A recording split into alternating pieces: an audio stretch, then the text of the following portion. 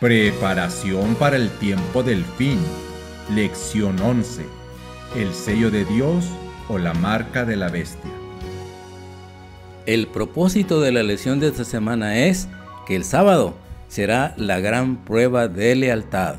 La lección la dividiremos en dos partes. La primera, una señal de distinción, y la segunda, la marca de la bestia.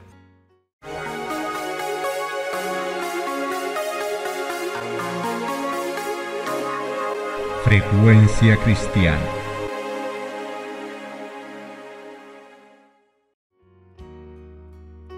El sábado es el punto de verdad especialmente controvertido.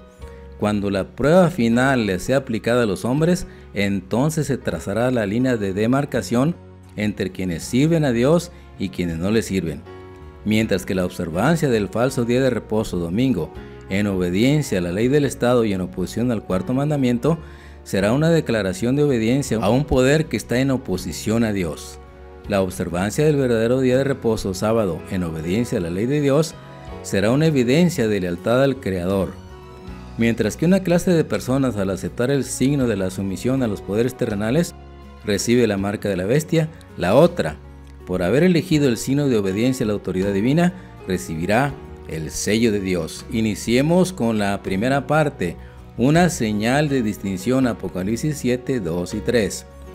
Vi también otro ángel que subía donde sale el sol y tenía el sello del Dios vivo, y clamó a gran voz a los cuatro ángeles a quienes se les había dado el poder de hacer daño a la tierra, diciendo: no hagáis daño a la tierra, ni al mar, ni a los árboles, hasta que hayamos sellado en sus frentes a los siervos de nuestro Dios. Otro ángel, literal, que tenía a su cargo otra obra específica, nos es presentado aquí.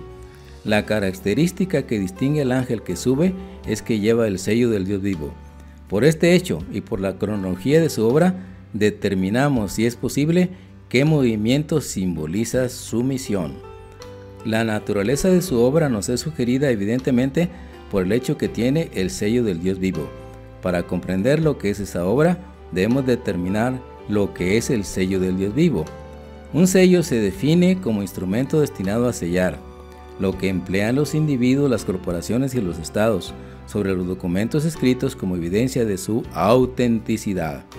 El sello de Dios que se presenta en nuestro texto se ha de aplicar a los siervos de Dios. En este caso no se trata de una marca literal impresa en la carne, sino de alguna institución o observancia especialmente relativa a Dios, que servirá como una marca de distinción entre los adoradores de Dios y los que no son sus siervos, aunque profesan seguirle. Se emplea un sello para hacer válido o auténtico cualquier edicto o ley que una persona o poder promulgue. Se usa un sello en relación con alguna ley o decreto que requiere obediencia, o sobre documentos que han de tener valor legal o de estar sometidos a las provisiones de la ley. La idea de ley es inseparable del sello. No necesitamos suponer que en los decretos o leyes de Dios, cuya observancia es obligatoria para los hombres, debe ir fijado un sello literal hecho con instrumentos literales. Por la definición del término y el propósito con que se emplea un sello, debemos entender que un sello es estrictamente lo que da validez y autenticidad a los decretos y leyes. Estos se encuentran en el nombre o la firma del poder que hizo la ley, expresado en términos que demuestran lo que es el poder y su derecho a hacer leyes y exigir obediencia. Los 144,000 que han de ser sellados con el sello del Dios vivo en sus frentes, según leemos en el capítulo 7, versículo 3, son mencionados de nuevo en Apocalipsis 14:1. Después miré, y aquí el Cordero que estaba en pie en el monte de Sión, y con él 144,000 que tenían el nombre de él y de su Padre escrito en la frente. ¿Qué es el sello de Dios? Dos conclusiones se desprenden del razonamiento de los hechos y textos bíblicos mencionados. Primero, el sello de Dios se halla en la ley de Dios. Segundo, el sello de Dios es aquella parte de su ley que contiene su nombre, título descriptivo, y demuestra la extensión de su dominio y su derecho a gobernar. La ley de Dios se halla contenida sumariamente en el Decálogo o 10 mandamientos. No tenemos más que examinar esos mandamientos para ver cuál es el que constituye el sello de la ley, o en otras palabras, el que da a conocer al Dios verdadero, el poder legislador. Los primeros 3 mandamientos mencionan la palabra Dios, pero por su medio no podemos discernir a quién designa, porque son multitud de los objetos a los cuales se aplica este nombre. El quinto contiene la palabra Jehová y Dios, pero no las define, y los 5 preceptos restantes no nombran a Dios. Solo con la parte de la ley que hemos examinado, será imposible convencer al idólatra de su idolatría. El adorador de imágenes podría decir: el ídolo que hay delante de mí es mi Dios, su nombre es Dios, y estos son sus preceptos. El que adora a los astros podría decir: el sol es mi Dios y lo adoro de acuerdo con esta ley, de modo que sin el cuarto mandamiento, el decálogo es nulo e inválido en cuanto al culto que se debe tributar al verdadero Dios. Pero añadamos ahora el cuarto mandamiento.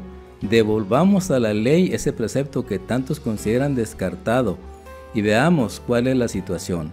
Examinemos ese mandamiento que contiene la declaración: porque en 6 días hizo Jehová los cielos y la tierra y la mar y las cosas que en ellos hay. Y vemos enseguida que estamos leyendo los requerimientos de aquel que creó todas las cosas. El sol no es pues el Dios del decálogo. El Dios verdadero es el que hizo el sol. El autor de esta ley ha declarado quién es, la extensión de su dominio y su derecho a gobernar. Porque todo ser creado debe reconocer enseguida que el creador de todo tiene derecho a exigir obediencia de todas sus criaturas, de modo que teniendo el cuarto mandamiento en su lugar, ese documento admirable que es el decálogo, el único documento existente entre los hombres que Dios haya escrito con su propio dedo, lleva una firma, lleva algo que lo hace auténtico, tiene un sello, pero sin el cuarto mandamiento la ley es incompleta y no tiene autoridad. De la lógica que antecede es evidente que el cuarto mandamiento constituye el sello de la ley de Dios. En la Biblia se usan como sinónimos las expresiones señal, sello y marca. El Señor dice expresamente que el sábado es una señal entre Él y su pueblo. Éxodo 31:13. Tú hablarás a los hijos de Israel diciendo: en verdad, vosotros guardaréis mis sábados, porque es señal entre mí y vosotros por vuestras generaciones, para que sepáis que yo soy Jehová, que os santifico. Podría argumentarse que este principio no puede aplicarse a los cristianos o gentiles actualmente, como si el sábado fuese solamente señal entre Dios y los judíos, y que ahora estamos en el nuevo pacto. Pero no debemos olvidar que el nuevo pacto fue hecho entre Dios y la casa de Israel y de Judá, y no con los gentiles. Hebreos 8:11. Por lo cual, este es el pacto que haré con la casa de Israel después de aquellos días, dice el Señor. Pondré mis leyes en la mente de ellos y sobre sus corazones las escribiré, y seré a ellos por Dios, y ellos me serán a mí por pueblo. Y Romanos 2:29. Sino que es judío el que lo es en lo interior, y la circuncisión es la del corazón en espíritu, no en la letra, la alabanza del cual no viene de los hombres, sino de Dios. Estas declaraciones se aplican a todos los que cumplen las condiciones que en ellas se exponen. Así que el Señor considera el sábado del cuarto mandamiento como una señal entre sí y su pueblo, o el sello de su ley para todos los tiempos. Continuemos con la segunda parte, la marca de la bestia, Apocalipsis 13, 16 y 17. Y hacía que todos, pequeños y grandes, ricos y pobres, libres y esclavos, se les pusiese una marca en la mano derecha o en la frente, y que ninguno pudiese comprar ni vender, sino que el que tuviese la marca o el nombre de la bestia o el número de su nombre. La marca de la bestia es impuesta por la bestia de 2 cuernos, Apocalipsis 13:11, directamente o por medio de la imagen. La pena que implica el negarse a recibir esa marca es la pérdida de todos los privilegios sociales, la privación del derecho a comprar y vender. Esta es pues la crisis que según esa profecía hemos de arrostrar pronto. El que rehúse cumplir con las potencias terrenales en sus exigencias, se expone a las penas más severas que los hombres puedan infligir. El que cumpla con ellas se expone a las amenazas más terribles de la ira divina que se hallen en la palabra de Dios.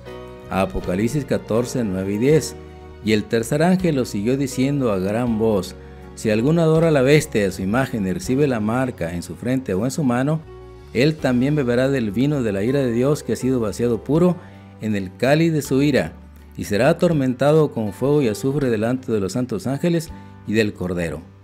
La adoración de la bestia y su imagen y la recepción de su marca deben ser algo que entrañe la mayor ofensa que se puede cometer contra Dios, para merecer una denuncia tan severa. ¿Qué constituye la marca de la bestia? La respuesta sencillamente es: la marca de la bestia es el cambio que la bestia intentó hacer en la ley de Dios. Daniel 7:25. Pensará en cambiar los tiempos y la ley. Este cambio del cuarto mandamiento debe ser, por lo tanto, el cambio que la profecía señala. Y el domingo, como día de reposo, debe ser la marca de la bestia. Entonces, ¿todos los observadores del domingo llevan la marca de la bestia? Entonces, ¿todos los fieles de los siglos pasados tuvieron la marca de la bestia? ¿Y todos los creyentes de nuestro tiempo que observan el domingo como día de reposo tienen la marca de la bestia? No, no es así. No puede haber, por lo tanto, adoración a la bestia ni recepción de su marca como lo contempla la profecía, mientras no sean impuestos por la bestia de 2 cuernos y aceptados voluntariamente y a sabiendas por los individuos. La ley de Dios exige que guardemos el verdadero día de reposo. La ley de Roma y los protestantes de todo el mundo, en particular de los Estados Unidos, que observemos el falso día de reposo. ¿Qué haremos ante tal dilema? Está muy cercano el tiempo en que el Congreso de los Estados Unidos legislará una ley dominical nacional obligatoria y todos los demás países seguirán su ejemplo. Decidamos hoy ser fieles y leales a nuestra libertad de conciencia y decir como el profeta Elías en 1 de Reyes 18:21: ¿hasta cuándo claudicaréis entre 2 pensamientos? Si Jehová es Dios, seguidle, y si Baal, id en pos de él.